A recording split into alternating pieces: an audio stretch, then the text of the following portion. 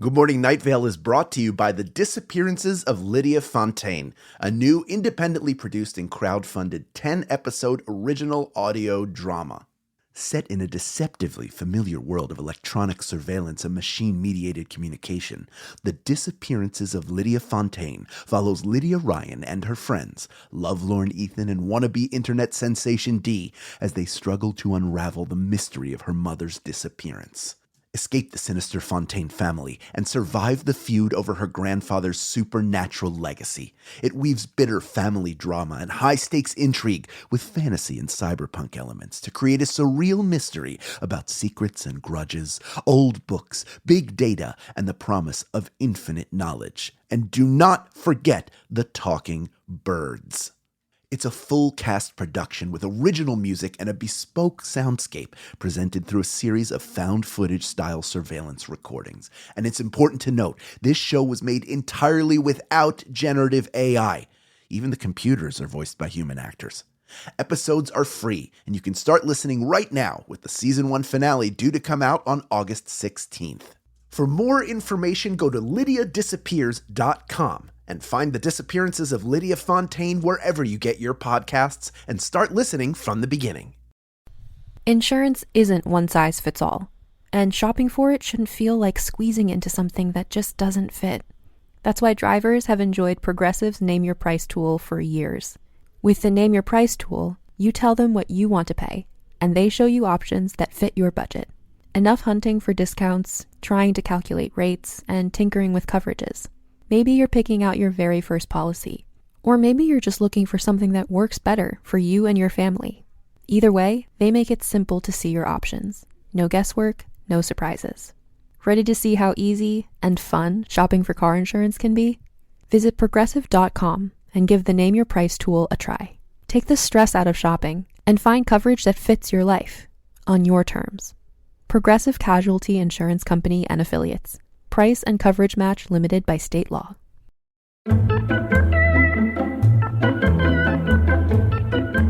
Fake it till you make it. Mic it till you like it. Book it till you look it. Good Morning Night Vale.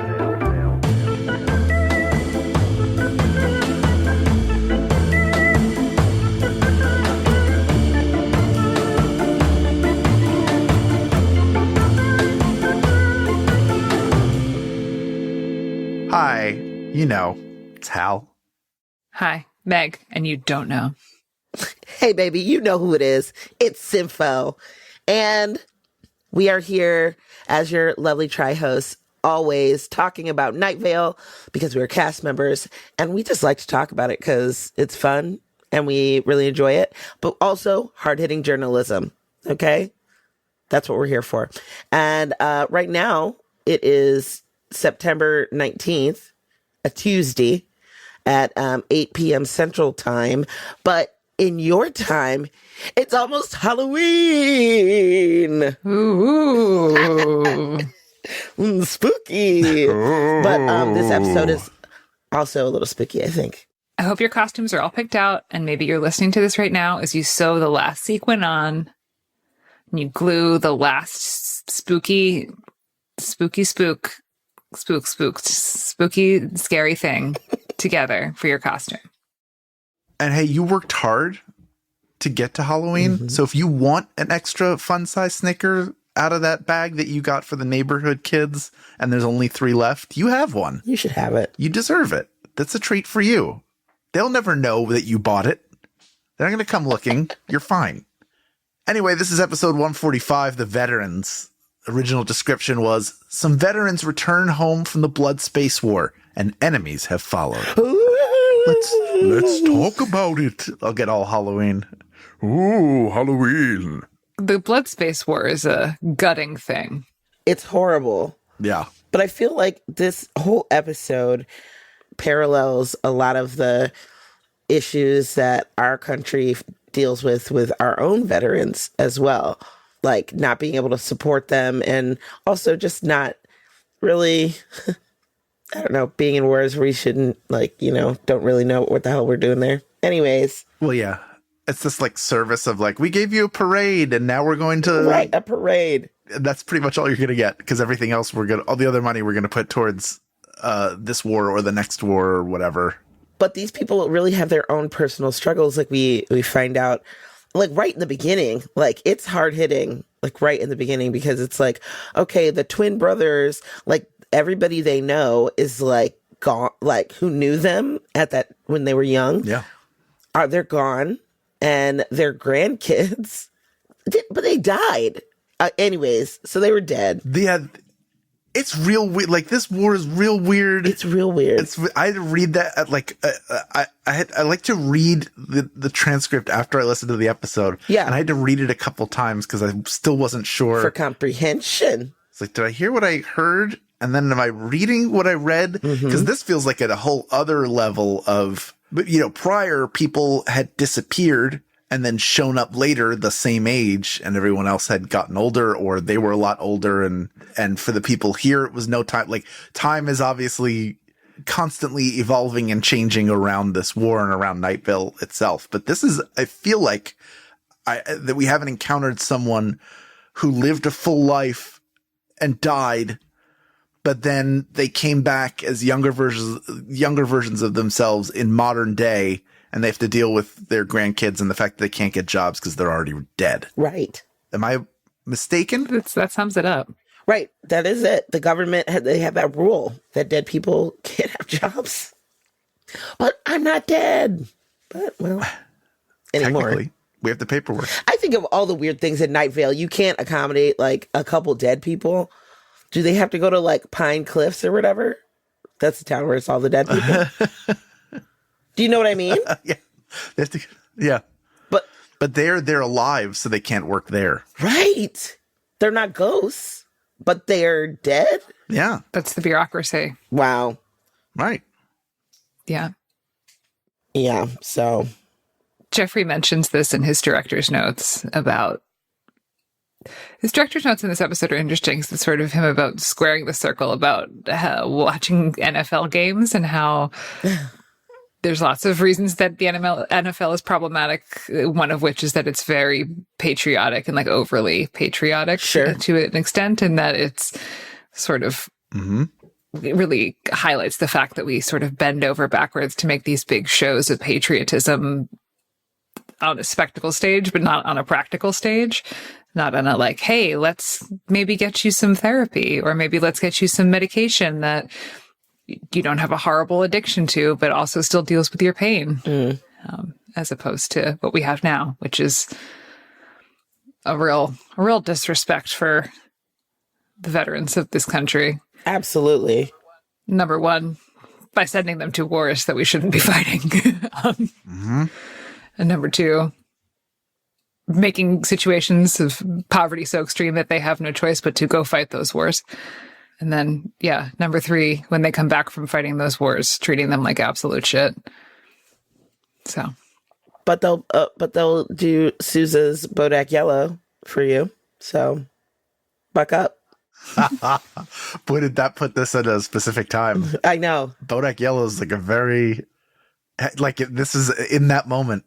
Yeah. Well, I mean, I forgot that it wasn't like now time. Like it was like what, 2019? This was 2018. this was April 1st, 2019 is when this episode came out. April Fools. Haha.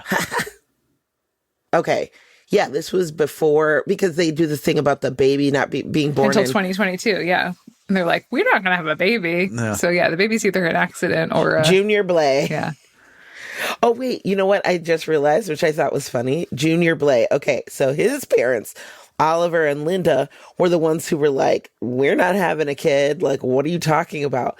So they didn't even give him a name. They named him Junior. Because they were like, we don't even want kids. Whoa.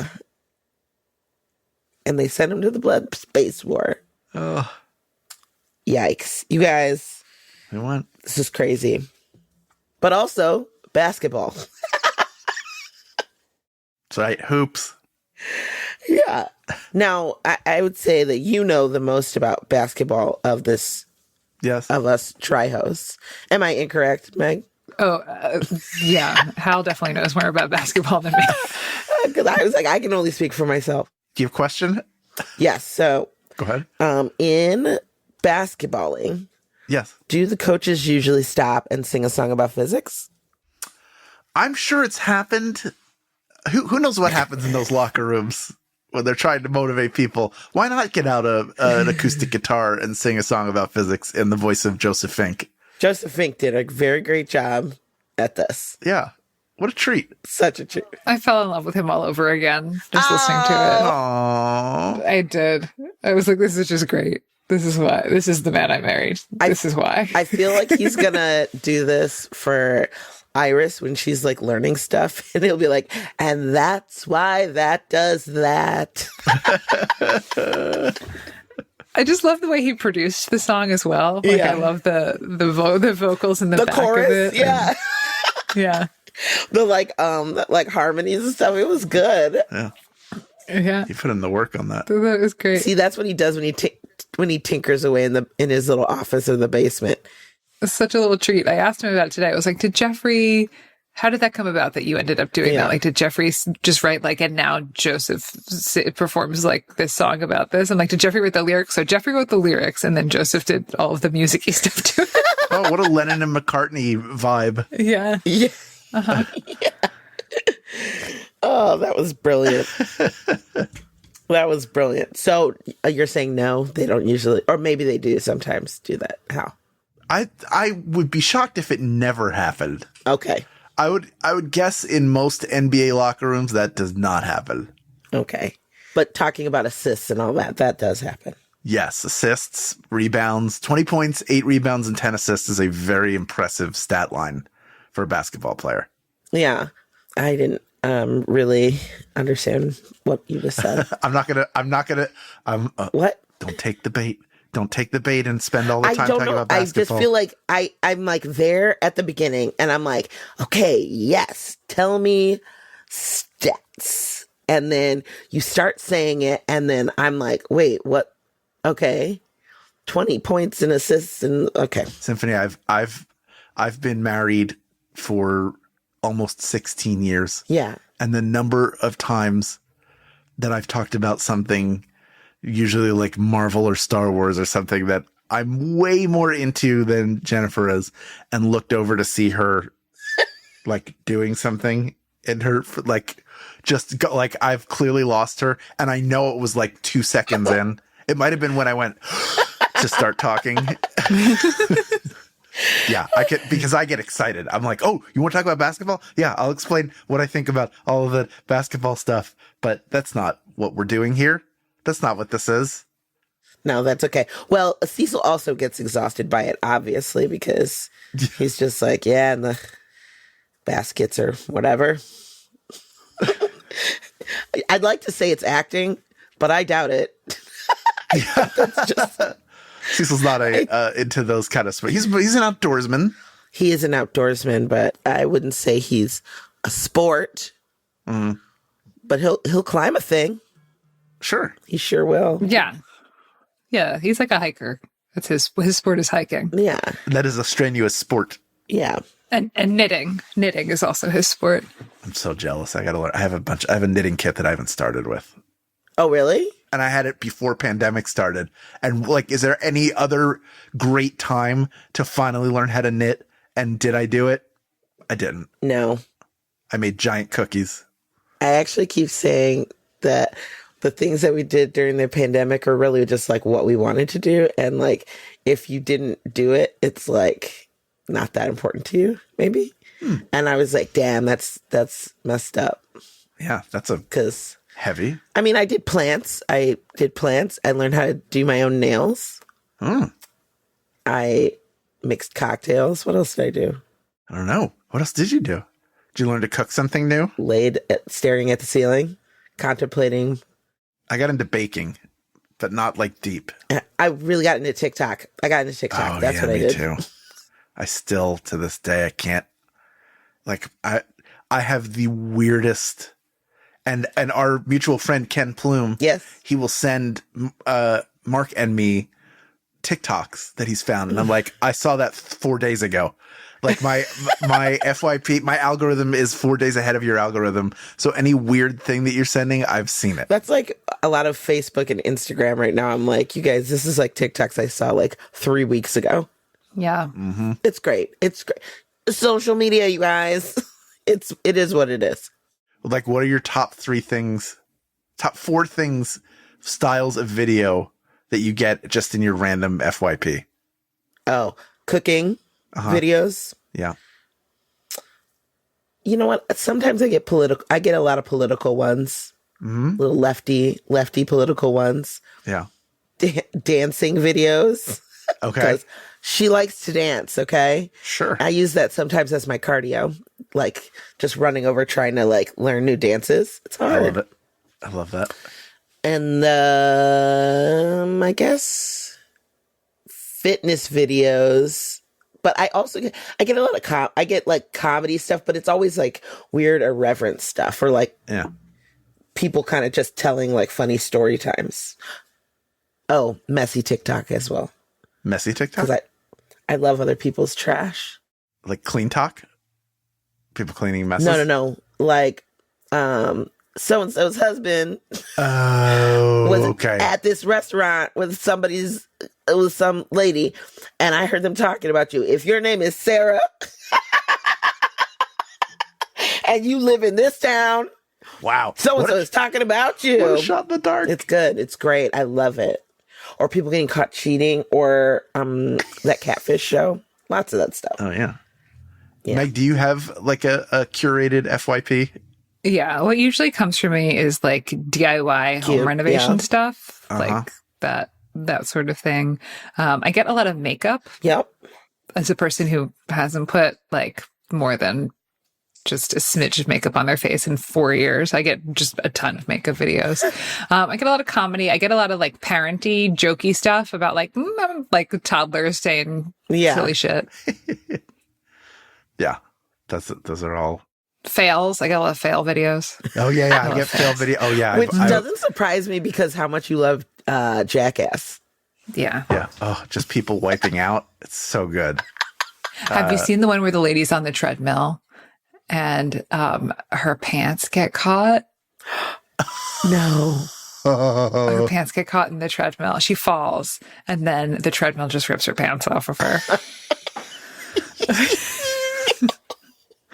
That's terrible. So good.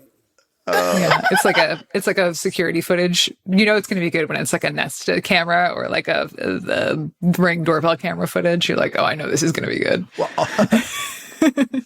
most of the Ring, I get a lot of Ring doorbell cameras too, but it's always somebody leaving the house and then ripping the largest fart in history. But sometimes somebody falls and then they fart they fall, like they hit their head, fall, and then they let out what feels like an anal death rattle. Oh, that's like it's just everything. It's all leaving the body right now. That's how you know. They died doing. Also, dads in kiddie pools who get in and then fall over, but fall on the lip of the pool. So just all the water is emptying out and they can't get up. They're like a turtle on their back. I get a lot of farting videos. A lot of farting videos. A lot. Like, because they're so fun. And I laugh at every single one. Mainly fart videos. I laugh at every single, but I get a lot of cleaning. I get people turning unorthodox things into their homes. So like buses, schools, an old church. We moved into City Hall was closed. We bought it for $70,000. A lot of home reno and parenting. I get a lot of parenting and like couple humor. Yeah. A lot of that. And then a ton of cooking, like a ton of all kinds. I also see animal videos too. Yes. And anything with gorillas. I get a ton of gorilla stuff. But I feel like that is in the same genre. Cats. Yeah, tons of cats. Or that lady who has the emu farm, and she's always she goes like that to stop them. Yeah, they charge up. She's like, because things like, because you have dinosaurs that are literally trying to stomp you to death, and she's like, it's like Chris Pratt in Jurassic World. She's trained them. They know her. Yeah. There's some great. This is Worlds Colliding. There's an account called Gorilla Ticks, which I think they're a gorilla preserve. But they just have all of these gorillas that live there, and they take ASMR videos of them eating. So it's like, there's one, like a female gorilla. She's got a little like a fatty lump on her chin. So you always know it's her. And it's like, this beautiful girl's enjoying her apple. You just hear, but you see her like she's sitting and thinking, and she takes a bite of it. But sometimes, gorillas eat a ton of roughage, so they fart all the time. Okay. So there are some where like a gorilla's eating a pepper and he's in mid chew, and you just hear like, and then the gorilla looks around like, who did that? Like, shocked it happened, even though it probably happens 900 times a day. And that's me living my best life. It's interesting about the gorilla farts because I feel like their butt cheek situation setup is different than that of a human. Because there's fur, there's a dampener, sound dampener. There's like a lot furrier. Yeah, I feel like that's gonna dampen it a little bit. But when they sit, they're against a hard surface. Oh yeah, they're farting. Yeah. So you get that like reverberate. I also get a lot of music. Do you get a lot of musicians? I get a lot of like people who play bass and drums and guitar and are really good. That's occasional for me. But I went down a rabbit hole of drummers, like this thing about drummers, they're from different bands, and they like listen to a song without the drum track, and they try and like figure out what the drum, and so they start playing, and then they get to listen to what the song actually sounds like. It's kind of fun. Yeah, that's pretty amazing. There's a band in York, Pennsylvania called Burn the Jukebox. Okay. They're all like, it's 4 high school students. They're all like 15, 16 years old, and they're super talented. The girl put the whole band together. They all have musician parents. She's the bass player. They have a kid who plays keyboards. They have an insane guitar player and a really good drummer.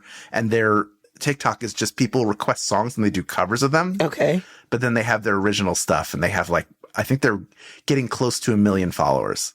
Wow. But I love watching people like that blow up because it like feels like they're almost from my hometown. I want them to do well. That's the thing about TikTok. It's one of the reasons we all kind of fell into it in the pandemic, is because we were so desperate for human connection outside of our existing connection. So outside of your Facebook is your high school friends or college friends or whatever. And Twitter is like celebrities you follow and other like colleagues of yours. And Instagram is like, your influencer type people.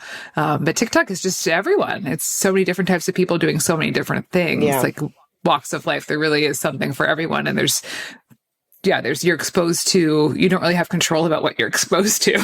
So like people come to you and you can learn more about their lives, more about what they do, what their talents are. But I mean, travel is interesting. Like I get a lot of the, like, this is my home in like this very cold place. Like this is my, Oh, the woman who lives in Longyearbyen. Yeah. Like I live in Svalbard, an island south of the with that dog, with their dog. I live in Svalbard. Yeah. This is my dog Grim. Hi, I'm Cecilia. I live in Svalbard, an island near the North Pole. But without TikTok, I would not have ever thought that existed. And at a time when we're stuck in our houses and like really just our world got so small that it was like the only way to make them big again was through our shitty little phones. Yeah. There is a cultural value to it outside of all like the weird stuff that's terrible, in that for example, this woman who lives on Svalbard, like you've no real exposure to a life that different from yours. Right. A place really far away where they have 6 months of perpetual daylight, 6 months of perpetual darkness, or whatever, however that works out.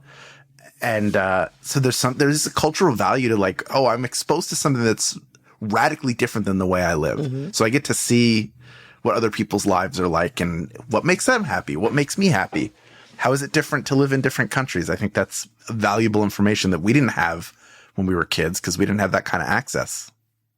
Oh, absolutely. And I think, because at the time that I was in high school, it was like the burgeoning of the internet, like in people's homes, like, you didn't like talking to someone on the internet. There was it was very different. It's like, it was all like text, like you're just like chatting in a chat room somewhere. So anybody could be anywhere, say they were from or something, but like it's different when you get like a literal video format of like what someone's life is like when it's so different from your own. And we can tie this in because we don't know what it's like for the people who are in the blood space war, and them coming back, they are changed forever, just like John Peters' brother, James, the farmer, John Peters, his brother.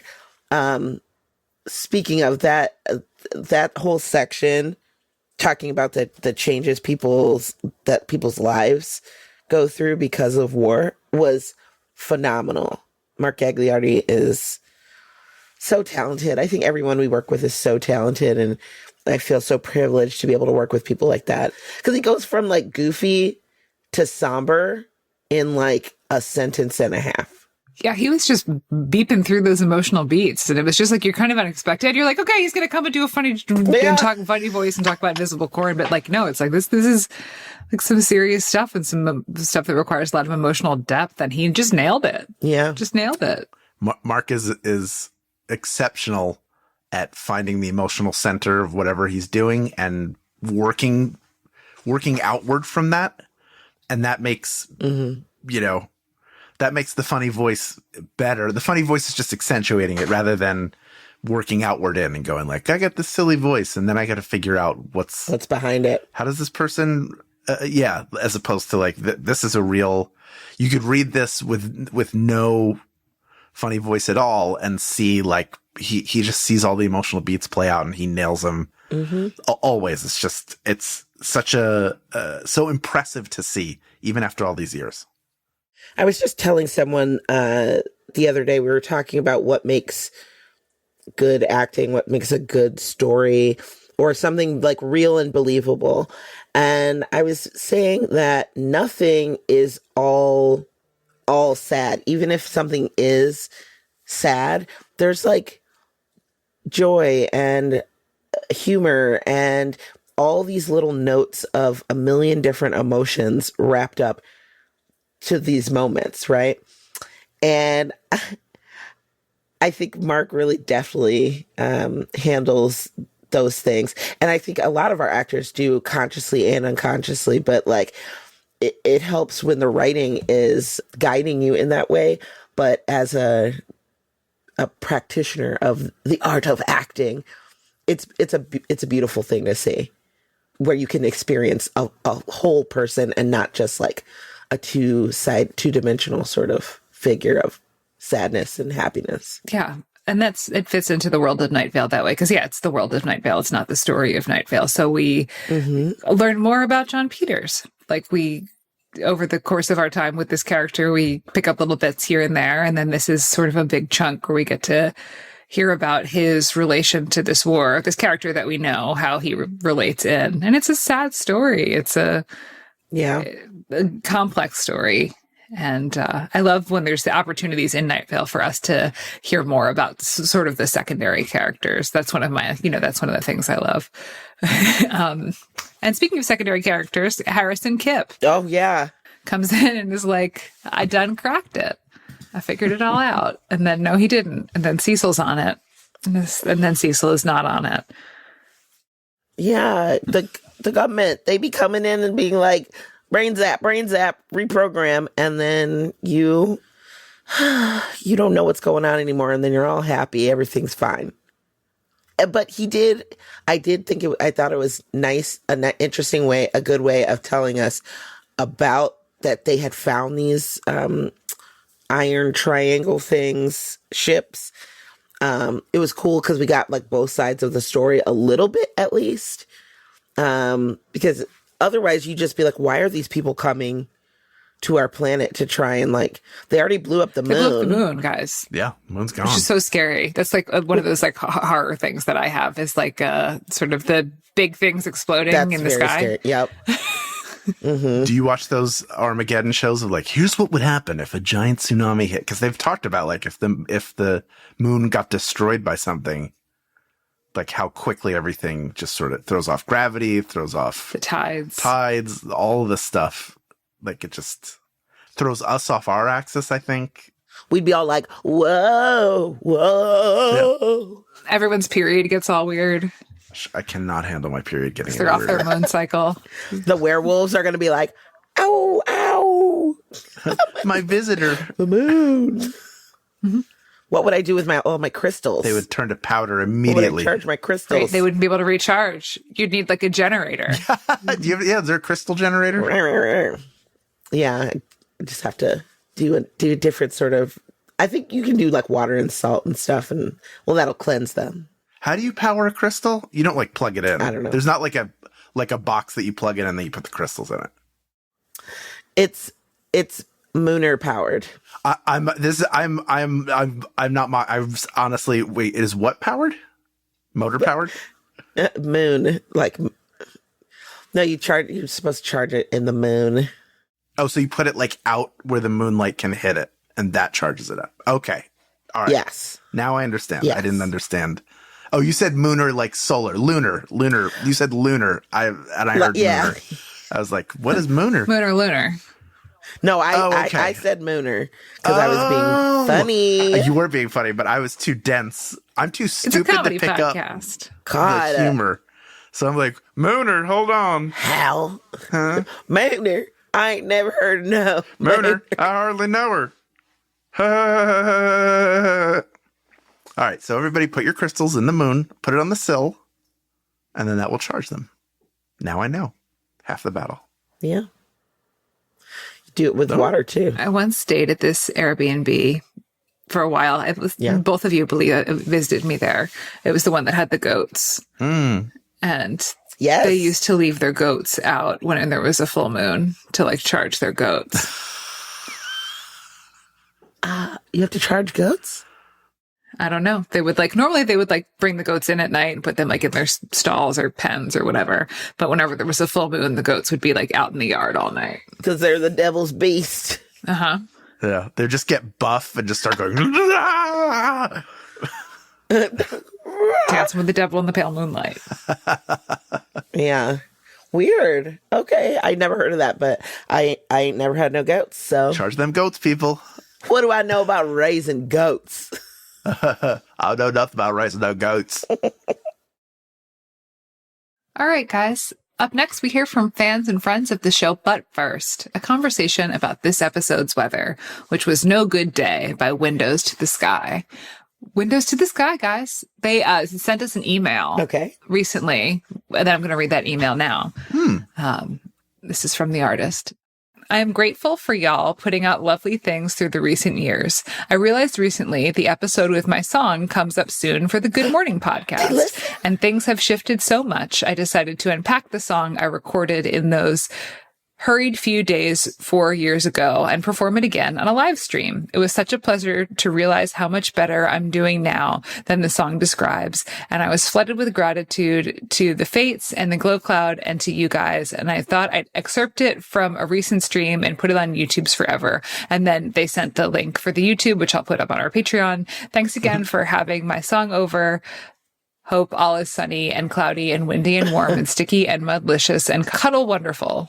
Wins. Oh. So yeah, that's from Windows to the Sky. So we have a little update from them. But yeah, fun song. Yeah. Fun song.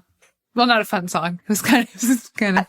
It's totally fucked up. But sometimes we need fucked up music. Do you know what I mean? Mm-hmm. I love sad music, not because it makes me sad, but because I can relate to feeling low or feeling like, oh, this has been a shit sort of thing. And know that you're not alone in that feeling, because sometimes that's the worst part of feeling shit, is that you feel like you're alone in the shit. Mm-hmm. But if you're not alone in the shit, then you feel a little bit better. Anyways, so I wanted to say a couple of these songs, a couple of these lines really got to me. Everyone is annoying but you. I say that to so many people. And I can totally understand that, because sometimes people are like, I'll tell someone, I'm like, sometimes I'm really mean. And they're like, you're not mean, Symphony. And I say, to you, I'm not mean to you because I like you. But I'm kind of a mean person sometimes. Not all the times.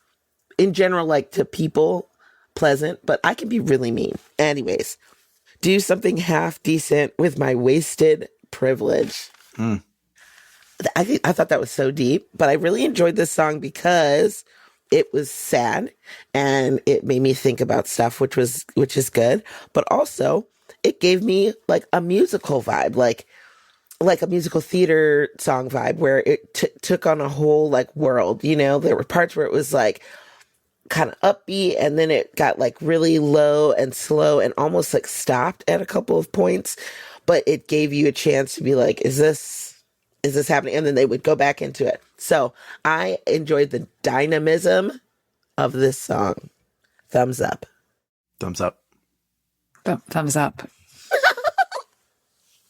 My friends, it is time once again for us to enrich ourselves, enrich our lives with enriched dough, some delicious cheeses, your finest meats, and maybe a veg and some sauce.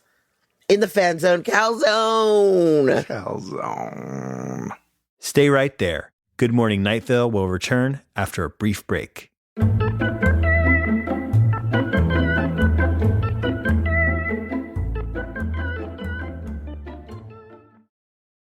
Lately, I've been all over the place. Between touring, dog sitting, and traveling, my routine has become non-existent. Now that my travel schedule has slowed down, I need to get back to eating real food and not just grabbing what I can when I can. And Factor is making that easier for me. Factor meals are ready in 2 minutes and require little to no prep and no cleanup. So even on the days when my schedule is completely out of whack, eating well is still achievable. Like today, I had 3 meetings and a client. By the time I was done, I was hungry and I just needed to eat. So I grabbed the Beurre Blanc filet mignon with Parmesan risotto and it was delicious. I was amazed at how tender it was and how flavorful the risotto was and saved me from having to pick something up quick. And in 2 minutes, I had something healthy, fresh, and delicious. So if you like fast, easy, and delicious meals, I think you would like Factor meals too. Let's eat real.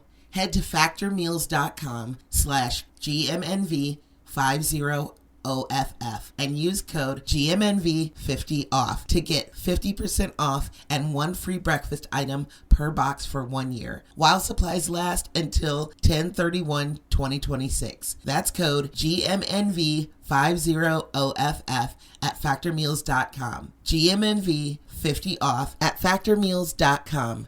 See website for more details. Up first, we have Dave. Dave writes, "Hey, gang. I try to avoid forming my own unsubstantiated headcanon, but this is a hill I'm willing to die on. As a result of marriage and hyphenation, John Peters, you know, the farmer's full legal name is John Peter, you know, the farmer. His brother, the Blood Space War veteran, was Jim Peters, you know, the farmer. And the pause after Peters is just a character remembering to say the whole thing when speaking in public because John is a friend and they want to be respectful of him and his family." Thanks so much. Loving the recap, Dave. Dave, I really like that. And I wish you all could see the spelling of this because it's John Peters -YUNO the farmer, all one word. I like that. And you know what? I'll accept this headcanon. Stamp. Wow. Ka-chunk. I agree. And I love the thing you do where you're like, I'm your friend. I know how to pronounce your name. So I'm going to make an effort to say it properly. And what a good friend I am. So that everyone hears me say it so that they can know how to say it. Yes. Absolutely. Yeah, and what a good friend I am. And how good I am at knowing people's names. It's so good. I got an email from Ari who writes, "Hey there, guys. Just wanted to let you guys know how much I love your show. You've all got really wonderful things to say and amazing senses of humor. Thanks so much for doing Good Morning Night Vale. It's a really good laugh. A few days ago, I listened to the most recent episode, number 145, The Veterans. I was looking through the next few episodes you guys were going to be doing, and it gave me a thought about episode 37, The Auction. Cecil says that the auction is of contraband and seized property, which I'm assuming encompasses whatever violates the law in Night Vale. In The Veterans, spoiler alert for those who haven't heard it yet, Cecil says the city council has asked him to stop reporting, and that people break into his studio right before the weather and put a hat with buttons and knobs on it on him. After the weather, he's all weird and serenely complacent, saying that everything is fine, which suggests some sort of brain zapping / re-education sort of thing. My theory is that this has happened before, and enough times that Cecil, or at least his reporting, would be considered contraband by the secret police and thus meets the parameters for the contraband and seized property auction. Love you guys and thanks for doing the show. Ari, pronounced like Starry. All right, I like it. Yeah. It's great. We're 2 for 2. Stamp. Chunk. Proved. All right. David writes into us. Hey, good morning, Night Vale crew. On one of your recent episodes, you were talking about fusion cuisines, and I think Meg mentioned that there aren't many Italian fusion restaurants. Next time your travels take you up to Toronto, you should stop by Hamilton in between Toronto and the American border and visit Peruviano. It's a Peruvian Italian fusion restaurant that's been getting great reviews recently. Also, I just saw the edition of the Toronto live show date in April 2024, and I will be buying tickets as soon as they are available. I can't wait to see you all live. Stay witchy, David. David, thank you so much for letting me know. I feel like I would love to try that restaurant. And I'm very excited that we were able to add this Toronto date in April. So we get to dip our little toe into the fine country of Canada.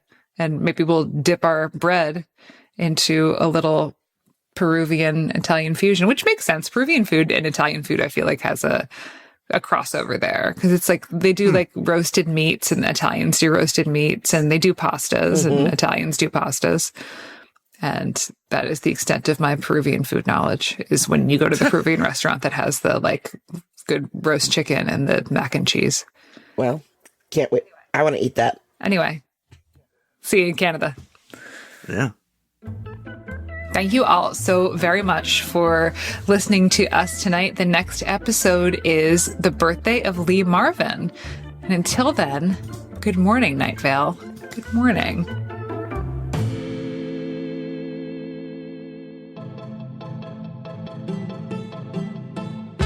Good Morning Night Vale is a Night Vale Presents production. It is hosted by Symphony Sanders, Meg Bashwiner, and Hal Lublin. It is edited by Felicia Dominguez and mixed by Vincent Cacchione. It is produced by Meg Bashwiner. Theme music by Disparition. Email us at info@goodmorningnightVale.com to share your theories and ask questions or to sing us a song about basketball. This show is powered by our patrons like Kellen Myers, Sarah Shearer, Nelson Isada, Ashley Stern, and Avery Lewis. If you're interested in supporting this show in exchange for lots of fun, exclusive insider, hyper cool kid content, check us out at patreon.com/goodmorningnightVale. For more info on this show, go to goodmorningnightVale.com and follow us on Facebook and on Twitter at Night Vale Chat.